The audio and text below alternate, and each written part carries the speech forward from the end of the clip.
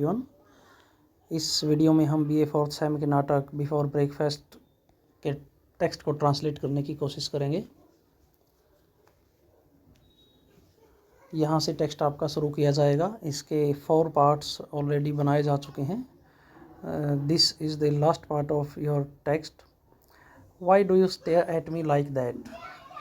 Mrs Roland कहती है अपने पति को, वाई डू यू स्टेयर, आप ऐसे क्यों घूरते हो, एट मी लाइक दैट, इस तरह से मेरी तरफ आप क्यों घूर रहे हो। She turns away from the door, वह दरवाजे से दूर हट जाती है। शी टर्न्स अवे, वह दूर हट जाती है, फ्रॉम द डोर, दरवाजे से। Are you still mad at me about that letter?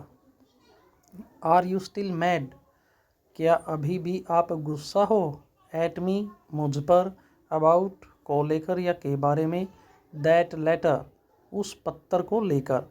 Are you still mad at me about that letter, क्या उस पत्तर की वजह से आप अभी भी मेरे ऊपर गुस्सा हो।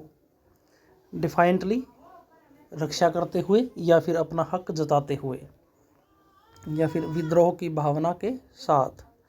वेल, ठीक है। I had a right to read it. I had a right, मेरा अधिकार है, टू रीड इट, इसे पढ़ने का, इस पत्र को पढ़ने का मेरा अधिकार है। क्यों है अधिकार? आई एम योर वाइफ, क्योंकि मैं आपकी पत्नी हूँ। आई एम योर वाइफ, मैं आपकी पत्नी हूँ। She comes to the chair, वह कुर्सी के समीप आती है। एंड सिट्स डाउन अगेन, और वह पुनः कुर्सी पर बैठ जाती है। आफ्टर ए पॉज, एक रुकावट के बाद। I knew all the time you are running around with someone. I knew, मुझे पता था, all the time you are running around with someone, आप हर समय किसी न किसी के साथ होते हो। इसका कहने का मतलब ये है कि आपका हर समय किसी न किसी लड़की के साथ अफेयर, लव अफेयर चलता रहता है। Your lame excuses about spending the time at the library did not fool me. Your lame excuses, lame का मतलब यहाँ पर आप कह सकते हो न चलने योग्य, यानी कि जो विश्वास के लायक नहीं है, न चलने योग्य, कमज़ोर आप कह सकते हो, झूठे आप कह सकते हो। Your lame excuses, आपके न चलने योग्य बहाने, excuses मीन बहाने। Your lame excuses, आपके न चलने वाले योग्य, न चलने के योग्य बहाने, about spending the time at the library did not fool me, कि आप ये बहाने बनाते थे कि आप सारा वक्त लाइब्रेरी में गुजारते हो। आपके ये झूठे बहाने डिडंट फूल मी, अब मुझे पागल नहीं बना सकते। Your lame excuses about spending the time at the library didn't fool me, अब ये आपके झूठे बहाने या नकली बहाने मुझे पागल नहीं बना सकते। Who is this Helen anyway, ज़रा बताओ तो ये हेलन कौन है। Who is this Helen anyway, सारी बातों को छोड़कर ज़रा बताओ तो हु इज़ दिस हेलन, ये हेलन कौन है। वन ऑफ दोज आर्टिस्ट, ये आपके कलाकारों में से तो एक नहीं है। वन ऑफ दोज आर्टिस्ट, जो आपके मित्र हैं, बेकार से कलाकार समझते हैं अपने आप को, क्या ये उनमें से एक है।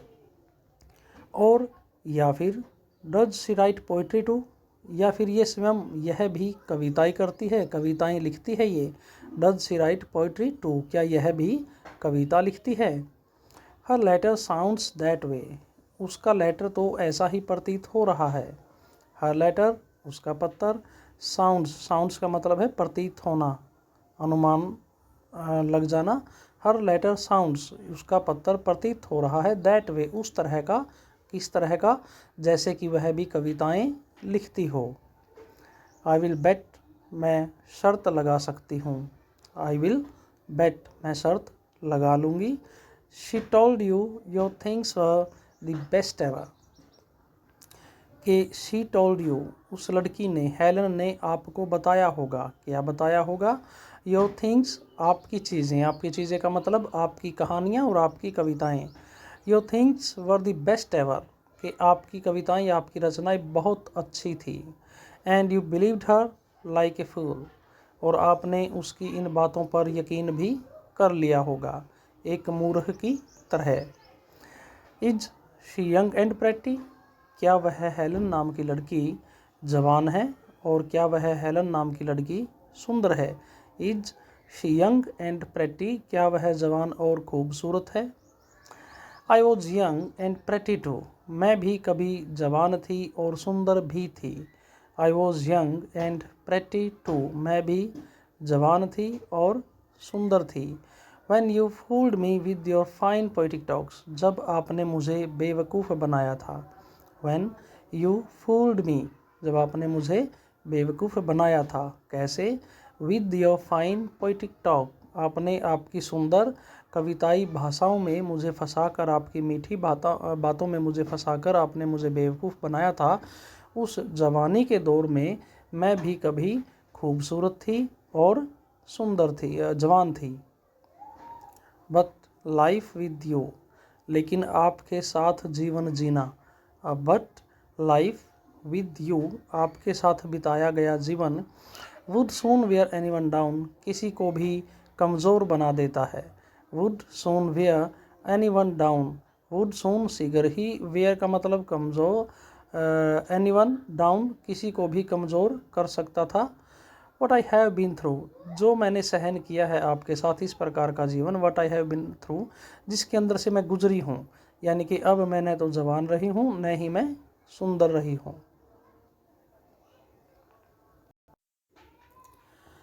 Goes over and takes the coffee off the stove, वह स्टोव के पास जाती है और स्टोव के ऊपर से वह कॉफ़ी पॉट को उतार लेती है। गोज ओवर समीप जाती है, and takes the coffee off the stove, stove के ऊपर से कॉफ़ी को उतार लेती है। ब्रेकफास्ट इज रेडी, ब्रेकफास्ट तैयार है। विद ए कंटेम्प्चुअस ग्लांस, एक घृणास्पद नज़र से देखते हुए। ब्रेकफास्ट, ब्रेकफास्ट है क्या ये? सिर्फ एक कप कॉफ़ी या फिर ब्रेड एंड बटर, क्या यही ब्रेकफास्ट है?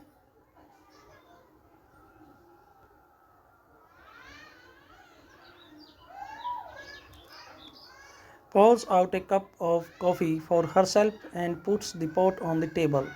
वह कॉफ़ी के बर्तन से एक कप में कॉफ़ी डाल लेती है और उस कॉफ़ी पॉट को मेज़ पर रख देती है। Your coffee will be cold, आपकी कॉफ़ी ठंडी हो जाएगी। What are you doing? क्या कर रहे हो आप? Still shaving, अभी तक आप सेविंग कर रहे हो। For heaven's sake, भगवान के लिए जल्दी करो, कॉफ़ी ठंडी हो जाएगी। You'd better give it up, ये बेहतर होगा कि आप इसे छोड़ दो। एक्चुअल में यहाँ पर जो छोड़ने की बात है वो शराब की है। You had better give it up, ये बेहतर होगा कि आप इसे छोड़ दो। One of these mornings you will give yourself a serious cut. One of these mornings, एक दिन आप, यानी अगर आप ऐसे ही शराब पीकर स्वयं दाढ़ी बनाते रहे तो क्या होगा।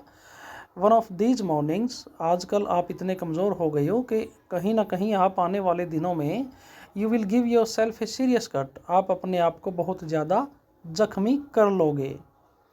She cuts of bread and butter it, वह ब्रेड को काट देती है और उसके बीच में बटर को भरना शुरू कर देती है, बटर लगाती है उसके ऊपर। ड्यूरिंग द फॉलोइंग स्पीचेज, जो आगे ये डायलॉग इसके द्वारा बोला जाएगा, इस स्पीच के दौरान she eats and sips her coffee, वह ब्रेड को खाती है और अपनी चाय को पीती है। यानी कि ब्रेड खाते हुए और चाय पीते हुए वह आने वाले डायलॉग को बोलेगी। I will have to run, मुझे जाना पड़ेगा। I will have to run, मुझे जाना पड़ेगा। एज सुन एज, उसी समय, कब, जब। एज सुन, ठीक उसी समय मुझे जाना पड़ेगा। As when I have finished eating, जब मैं खाना समाप्त कर चुकी होंगी, यानी कि जैसे ही मैं खाना समाप्त करूंगी तो तुरंत मुझे यहाँ से जाना पड़ेगा। वन ऑफ अस, हम में से कोई एक। वन ऑफ अस, हम में से किसी एक को। हैज़ गोट टू वर्क, काम तो करना ही पड़ेगा, यानी कि हम दोनों खाली घर पर नहीं रह सकते। One of us has got to work, हम में से किसी एक को काम करने के लिए बाहर जाना पड़ेगा। एंग्रीली, गुस्से के भाव के साथ, गुस्सा करते हुए। Are you going to look for a job today और aren't you? Are you going, क्या आप जाओगे या क्या आप जा रहे हो? टू लुक का मतलब है सर्च करना, ढूंढना। टू लुक ढूंढने के लिए, to look for a job एक नौकरी ढूंढने के लिए। क्या आज आप एक नौकरी ढूंढने के लिए बाहर जाओगे? और आरंट यू, या आप नहीं जा रहे हो आज? I should think some of your fine friends would help you. I should think, मुझे ऐसा सोचना चाहिए, some of your fine friends, जो आपके बहुत सुंदर मित्र हैं, जो बहुत अच्छे मित्र हैं आपके, वुड हेल्प यू, शायद वो आपकी मदद करें इस बारे में। I should think some of your fine friends would help you.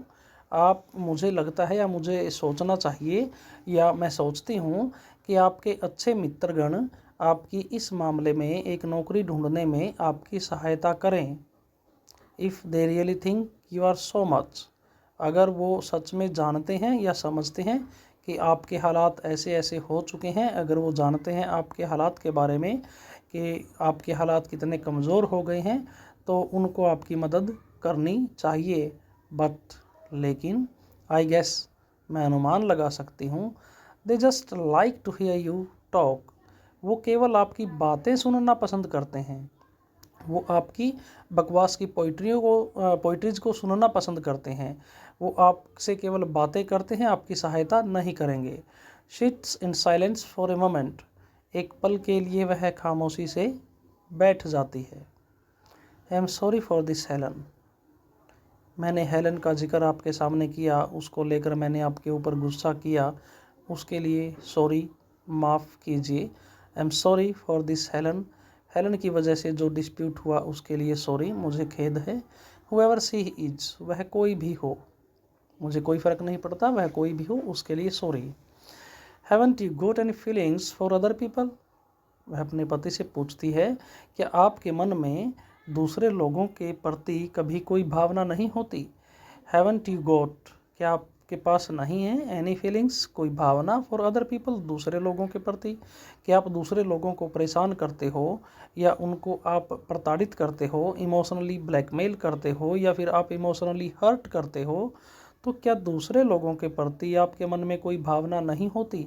Haven't you got any feelings, क्या आपके मन में कोई भावना नहीं होती, फॉर अदर पीपल, दूसरे लोगों के प्रति? व्हाट विल हर फैमिली से, जो ये हेलन नाम की लड़की है, इसकी फैमिली है जो, वो क्या कहेंगे इस बारे में जब उनको पता चलेगा? व्हाट विल हर फैमिली से, उसके परिवार के लोग क्या कहेंगे? आई सी, ओह मैं समझी। She mentions them in her letter, Helen ने अपने परिवार के लोगों का जिक्र अपने पत्र में किया है। शी मैंशंस, वो जिक्र करती है, देम, परिवार के लोगों का, इन हर लेटर, अपने पत्र में। आई सी, मुझे याद आया या फिर मैं समझी, she mentions them in her letter, वह अपने परिवार के लोगों का अपने पत्र में जिक्र करती है। What is she going to do, वह क्या करने वाली है? What is she going to do, वह क्या करने वाली है? हैव द चाइल्ड, वह एक्चुअल में हेलन प्रेग्नेंट है और इसीलिए अब ये पूछती है, जो बेबी उसके पेट में है क्या वह उसे जन्म देगी? हैव द चाइल्ड, अगर वो प्रेग्नेंट है, क्या वो बेबी को जन्म देगी? या go to one of those doctors, या फिर वो किसी डॉक्टर के पास जाएगी एबॉर्शन के लिए। दैट इज़ नाइस थिंग, यह एक अच्छी बात है। आई मस्ट से, मुझे कहना चाहिए, दैट इज़ नाइस थिंग, यह एक अच्छी बात है। Where can she get the money, वह ये सब काम करने के लिए पैसे कहाँ से अरेंज करेगी? Where can she get the money, वह पैसे कहाँ से प्राप्त कर सकती है? इज शी रिच, क्या उसके पास पर्याप्त पैसे हैं, क्या वह भी अमीर है? She waits for some answer to this volley of questions, ये कई सारे एकदम क्वेश्चन जो पूछ लिए, इसको बोलते हैं बौछार ऑफ क्वेश्चन, प्रश्नों की, वॉली ऑफ क्वेश्चन, प्रश्नों की बौछार मिसिज रोलैंड ने अपने पति के ऊपर जो की है। हेलन कौन है, फैमिली कैसी है, क्या कहेगी, उसने जिक्र किया है, वह बेबी को जन्म देगी या वह एबॉर्शन करवाएगी। जो ये वॉली ऑफ क्वेश्चन बन गई, यानी कि एकदम इतने सारे क्वेश्चन जो बने हैं, इसको बोलते हैं वॉली ऑफ क्वेश्चन, जो ये प्रश्नों की बौछार की है वह इनमें से किसी एक के आंसर के लिए कुछ पल रुक कर इंतज़ार करती है, लेकिन उसे कोई जवाब नहीं मिलता। You will not tell me anything about her, will you? You will not tell me, आप मुझे नहीं बताओगे, एनीथिंग, कुछ भी, अबाउट हर, उस हेलन के बारे में, विल यू, या बताओगे।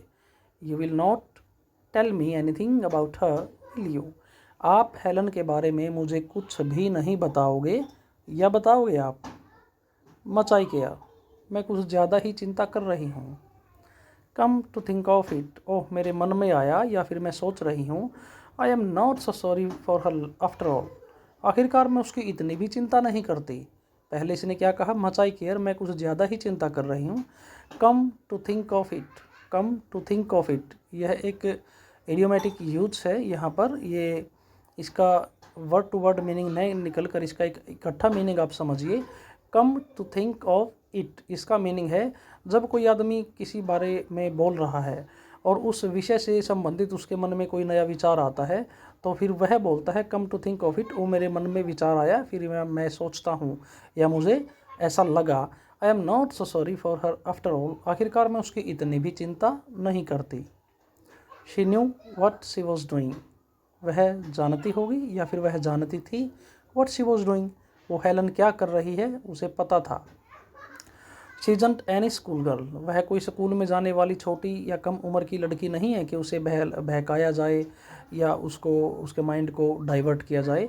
She isn't any school girl, वह कोई कम उम्र की बच्ची नहीं है। लाइक आई वॉज, जैसे मैं थी। From the looks of her letter, उसके पत्तर को देखकर तो ऐसा प्रतीत होता है कि वह कोई कम उम्र की बच्ची नहीं है, इसलिए वह समझदार है और उसे पता था कि वह क्या कर रही है। Does she know you are married, क्या उस हेलन को इस बात का पता है कि आप शादीशुदा हो। डज शी नो, क्या वह जानती है, यू आर मैरिड, कि आप शादीशुदा हो। ऑफ कोर्स, ज़रूर, शी मस्ट, उसे जानना चाहिए कि आप शादीशुदा हो।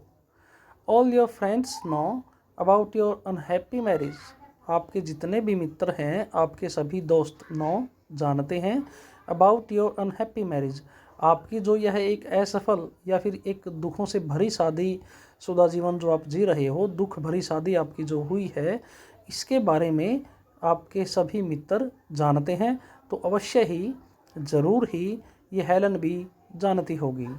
I know they PT you, मैं ये भी जानती हूँ, वो आपके सभी मित्र आपके ऊपर दया करते हैं कि इस आदमी के हालात ख़राब हो गए हैं। But they don't know my side of it, लेकिन आपके मित्र इस जो अपनी शादी की असफलता है इसमें मेरा पक्ष नहीं जानते। एक्चुअली यहाँ पर इन लाइनों का मतलब ये है, इन दोनों की शादी असफल हो गई है, ये पारिवारिक जीवन में असफल रहे हैं, सुखी जीवन नहीं जी पा रहे। और जो मिस्टर रोलैंड है, मिसिज़ रोलैंड का हस्बैंड, ये अपने मित्रों में अपनी मिसिज़ की निंदा करता है, उसकी कमियां गिनवाता है, उसको डिसलाइक करता है कि उसमें इतनी कमी है, इसकी ये गलतियां हैं। तो इसका मतलब वो इसके पक्ष को सुनकर इस पर दया दिखाते हैं कि हमारे मित्र के साथ ऐसा हुआ, इसकी वाइफ अच्छी नहीं है, बल्कि वो लापरवाह है या फिर गैर जिम्मेदार है। और इसीलिए ये कहती है I know they PT you, वो आप पर दया दिखाते हैं। But they don't know my side of it, लेकिन अपनी जो ये असफलता है, अपना जो ये झगड़ा है, इस झगड़े इस असफलता के बारे में वो मेरा पक्ष नहीं जानते, यानी कि उन्होंने सिर्फ एक तरफ की बात सुनी है, वो पक्ष है आपका, मेरा पक्ष उन्होंने अब तक नहीं सुना। दे वुड टॉक डिफरेंट, वो अलग ही बात करते, इफ़ दे डिड, अगर वो मेरे पक्ष को भी सुनने लगे या फिर वो मेरे पक्ष को भी जानते कि आपके अंदर कितनी कमियां हैं, मैं अगर उनको बता पाती, तो वो अब ऐसे जैसे आप पर दया दिखा रहे हैं तो वैसे दया नहीं दिखाते, बल्कि वो दूसरी तरह की बातें करते हैं, यानी कि वो मेरी तरफ ही बोलने लग जाते।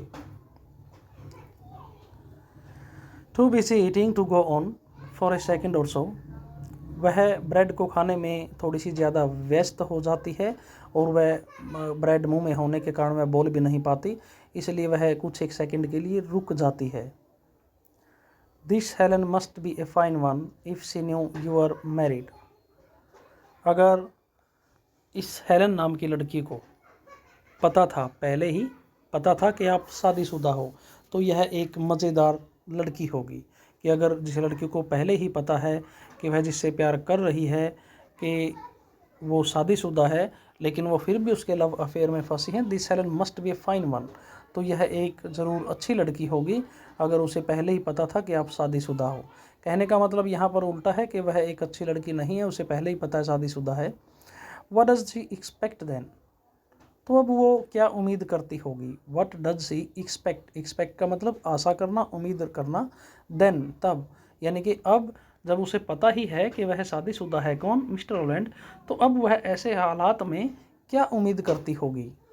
दैट, उसकी उम्मीद ये होगी कि आई विल डाइवोर्स यू। क्या वह ऐसी उम्मीद करती है कि मैं आपको तलाक दे दूं? And let her marry you, और मैं हेलन को आपसे शादी करने दे दूं? Does she think I am crazy enough for that? क्या वह ऐसा सोचती है ये सब करने के लिए मैं इतनी पागल हूँ, ये सब करने के लिए तैयार हो जाऊँ? डज शी थिंक, क्या वह ऐसा सोचती है, आई एम क्रेजी, क्या मैं इतनी पागल हूँ, इनफ पर्याप्त, फॉर दैट, ये सब करने के लिए, कि मैं तलाक दे दूँ और हेलन को आपसे शादी करने दूँ? क्या वह इतनी पागल है, या सॉरी, क्या वह ऐसा सोचती है कि मैं इतनी पागल हूँ कि आपसे तलाक लेकर आपको उसके साथ शादी करने का मौका दूँ? After all you have made me go through, आखिरकार आपने मुझे बहुत दुख दिए हैं या फिर ऐसा जीवन दिया है जिसके अंदर से मैं गुजरी हूँ, क्या अब भी मैं आपको इतनी आसानी से तलाक देकर उसके साथ शादी करने दे सकती हूँ? आई गेस नॉट, जहाँ तक मैं मानती हूँ नहीं, मैं अनुमान लगा पा रही हूँ, मैं ऐसा नहीं कर सकती। And you can't get A divorce from me and you know it, आप मेरे से तलाक प्राप्त नहीं कर सकते, कहने का मतलब मैं आपको तलाक नहीं दे सकती और ये बात आप जानते हो। नो वन कैन से, कोई नहीं कह सकता, नो वन, कोई नहीं, कैन से, कह सकता, I have ever done anything wrong, कोई भी आदमी ये नहीं कह सकता कि कभी मैंने कोई गलत कार्य किया है, यानी कि कोई आदमी ये नहीं कहेगा मैंने कोई गलती की है।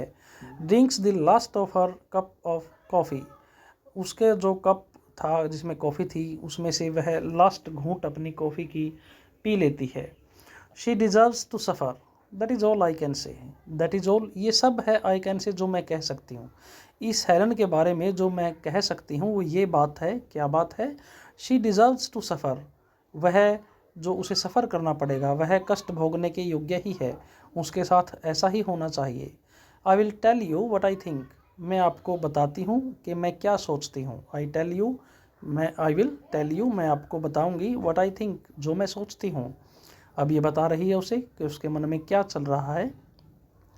आई थिंक, मैं सोचती हूँ, यो हेलन, आपकी जो मित्र है हेलन, गर्लफ्रेंड है, इज़ नो बेटर, वो बेहतरीन नहीं है, देन की अपेक्षा, ए कॉमन स्ट्रीट वॉकर, एक गली में घूमने फिरने वाली आवारा लड़की से वह ज़्यादा अच्छी नहीं है, कहने का मतलब वो अच्छी लड़की नहीं है। That is what I think, बस ये वही है जो मैं उसके बारे में सोचती हूँ।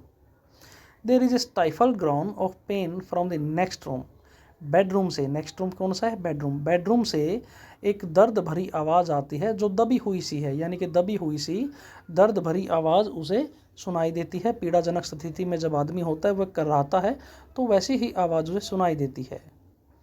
Did you cut your self again, क्या आपने फिर से अपने आप को काट लिया है?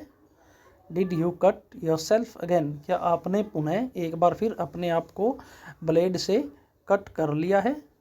सर्व्स यू राइट, ये आपके साथ ठीक हुआ। गेट्स अप, वह चेयर से उठ जाती है। And takes off her cap apron, और जो उसने एप्रन स्टार्टिंग में पहना था, सुबह उठते ही जो उसने एप्रन पहना था, जब वो उसकी गांठ लगा रही थी उसके मुंह से निकलता है ओ तेरी धत तेरे की, डैम इट, वो शब्द निकलता है थकान के कारण, परेशानी के कारण, वो एप्रन पहनते हुए ही निकलता है। अब वो एप्रन को उतार देती है। वेल, ठीक है, I have got to run along, अब मुझे यहाँ से काम करने के लिए जाना पड़ेगा। पीविशली, झगड़ालू स्वभाव के साथ, परेशान होकर। This is a fine life for me to be leading, कितना अच्छा जीवन मुझे जीने के लिए मिला है इस दुनिया में।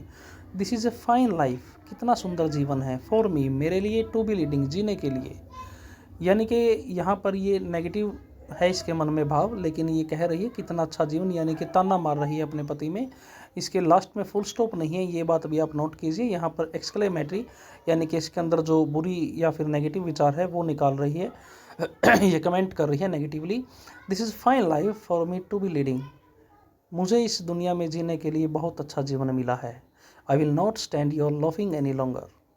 मैं आपकी आवारागर्दी को अब और सहन नहीं कर सकती। I will not stand, stand का मतलब है यहाँ पर सहन करना। I will not stand your laughing, laughing around का मतलब होता है बिना किसी एम के गलियों में घूमते हुए टाइम बिताना, यानी कि टाइम वेस्ट करना। I won't stand your laughing any longer. मैं आपकी आवारागर्दी को और सहन नहीं कर सकती। Something catches her ear. कोई आवाज़ उसके कानों तक पहुंचती है। And she pauses and listens intently. वह बोलते हुए रुक जाती है और ध्यानपूर्वक उस आवाज़ को सुनती है। देयर, ये लो। You have overturned the water all over everything. आपने ज़रूर हर किसी वस्तु के ऊपर पानी उड़ेल दिया होगा। You have overturned the water, आपने पानी डाल दिया। ऑल ओवर एवरीथिंग, हर वस्तु के ऊपर आपने पानी गिरा दिया होगा। Don't say you have not, ये मत कहना कि आपने पानी नहीं गिराया। डोंट से, ऐसा मत कहिए। यू हैव नॉट, कि आपने पानी नहीं गिराया, ऐसा मत कहिए। I can hear it dripping on the floor. मैं पानी के फर्श पर गिरने की जो आवाज़ होती है मैं उसे सुन पा रही हूँ। आई कैन हियर इट, मैं पानी के गिरने की आवाज़ को सुन पा रही हूँ। ड्रिपिंग ऑन द फ्लोर, जो कि फर्श पर गिर रहा है। ए वेग expression of fear comes over her face. उसके चेहरे पर डर का एक अस्पष्ट भाव आ जाता है। ए वेग एक्सप्रेशन, एक अस्पष्ट भाव, ऑफ फियर, डर का, कम्स ओवर हर फेस, उसके चेहरे पर आ जाता है। आल्फ्रेड, वह अपने पति का नाम पुकारती है। Why don't you answer me, कि आप मेरे प्रश्नों का जवाब क्यों नहीं दे रहे। Alfred, why don't you answer me, जब मैं आपको आवाज़ लगा रही हूँ तो आप मुझे जवाब क्यों नहीं दे रहे हो।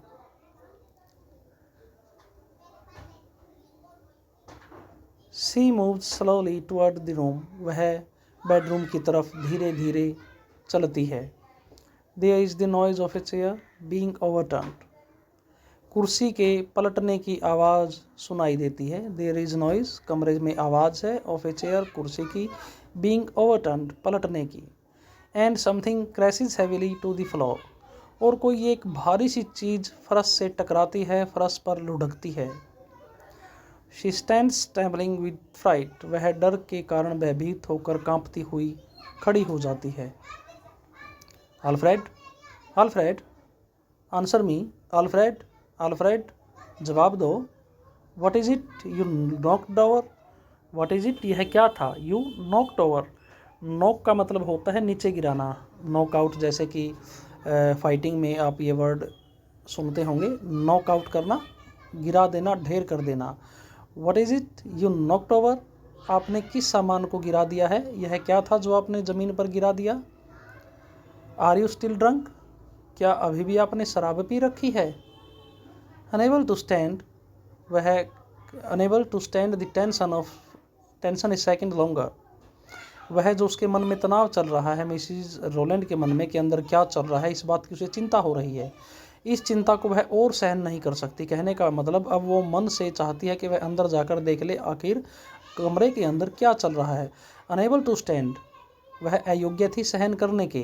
द टेंशन, वो तनाव। ए सेकेंड लॉन्गर, एक पल और के लिए वह इस तनाव को सहन करने के योग्य नहीं थी, इसलिए वह आगे बढ़ती है। She rushes to the door of the bedroom, इसलिए वह बेडरूम के दरवाजे की तरफ दौड़ती है। अल्फ्रेड, उसने फिर आवाज़ लगाई लेकिन कोई आवाज़ नहीं थी। She stands in the doorway looking down at the floor of the inner room, जो अंदर का कमरा था यानी कि बेडरूम था, वह उस बेडरूम के जो दरवाजे के अंदर से झांकती हुई खड़ी होती है। She stands in the doorway, वह दरवाजे में खड़ी होती है। Looking down at the floor, फर्श की तरफ देखती हुई। Of the inner room, bedroom के फर्श की तरफ देखती हुई दरवाजे में खड़ी होती है। और कैसे खड़ी है वो। ट्रांसफिक्स्ड विद हॉरर, भयभीत होकर, बिल्कुल भय से सुन्न होकर। ट्रांसफिक्स होना, बिल्कुल हाव भाव खो देना, यानी कि अपने आप खो देना, सुन पड़ जाना। भयभीत इतनी हो गई कि वह अपने होश में नहीं थी। ट्रांसफिक्स्ड विद हॉरर, भयभीत होकर, भय से सुन्न होकर वह बेडरूम के दरवाजे में खड़ी होकर फर्श की तरफ देखती है। देन शी श्रीक्स वाइल्डली, बिल्कुल तेज आवाज में वह चीखती है। And runs to the other door, और वह दूसरे दरवाजे की तरफ दौड़ती है। अनलॉक्स इट, दूसरे दरवाजे का वह जो लॉक था उसको खोलती है। एंड फ्रेंजिडली पुल्स इट ओपन, और बिल्कुल पागलों की तरह बहुत तेज गति से वह इस दरवाजे को खींचकर खोलती है।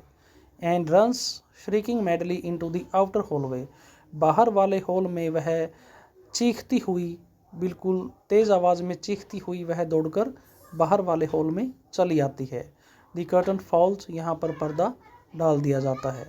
एक्चुअल में जो इसने सीन देखा, ये चीख कर क्यों भागी वहाँ से, एक्चुअल में सीन ये चल रहा था वहाँ, जब इसका पति मिस्टर रोलैंड दाढ़ी बना रहा था, रेजर से बियर्ड को कट कर रहा था, वह अपने गले को काट लेता है और इस कदर उसका, या इस हद तक उसका गला कट जाता है, उसकी डेथ हो जाती है। और वह ऊपर से, जैसे वो चेयर पर बैठा है या खड़ा हुआ है, तो वह ऊपर से ज़मीन पर या फर्श पर गिर पड़ता है। और उसकी वो जो यहाँ पर आवाज़ थी कि कोई भारी चीज़ फर्श से टकराई, एक्चुअल में वो मिस्टर रोलैंड की बॉडी ही फर्श से टकराई थी। और जो गर्म पानी उसने दाढ़ी बनाने के लिए यूज़ करने के लिए रसोई से लिया था, जो इस नाटक में एक सीन आया था कि उसका कांपता हुआ हाथ रसोई में नज़र आता है और वो उसे बोलती है, देखो आपकी उंगलियां कितनी कमज़ोर हैं, फ्रेजाइल फिंगर्स, कि आपको शराब छोड़ देनी चाहिए, आपके हाथ भी कांपने लगे हैं। तो वो गर्म पानी फर्श पर गिरता है, जिसका जिक्र मिसिज रोलैंड करती है इस नाटक में कि मैं पानी के गिरने की आवाज़ सुन पा रही हूँ। पानी तो गिरा ही था, लेकिन गला कटने की वजह से उसकी डेथ हो गई थी, वो भी फर्श पर गिर पड़ता है। जब ये दरवाजे में जाकर देखती है तो वह अपने पति की डेड बॉडी को ही देखती है और इसलिए भय से ये सुन्न हो जाती है, एक अपने हाव भाव को खो देती है, अपने आपे से बाहर हो जाती है, यानी कि यह सुन्न पड़ जाती है। यह स्वयं को भी सचेत भावना से समझ नहीं पा रही थी और इसलिए डर में दरवाजे को अनलॉक करके बहुत तेज़ गति से उस डोर को ओपन करके बाहर का जो हॉल है उसमें चीखती हुई यह दौड़कर चली जाती है। यहाँ से आपका जो नाटक था बिफोर ब्रेकफास्ट ये समाप्त हो जाता है। Thank you everyone.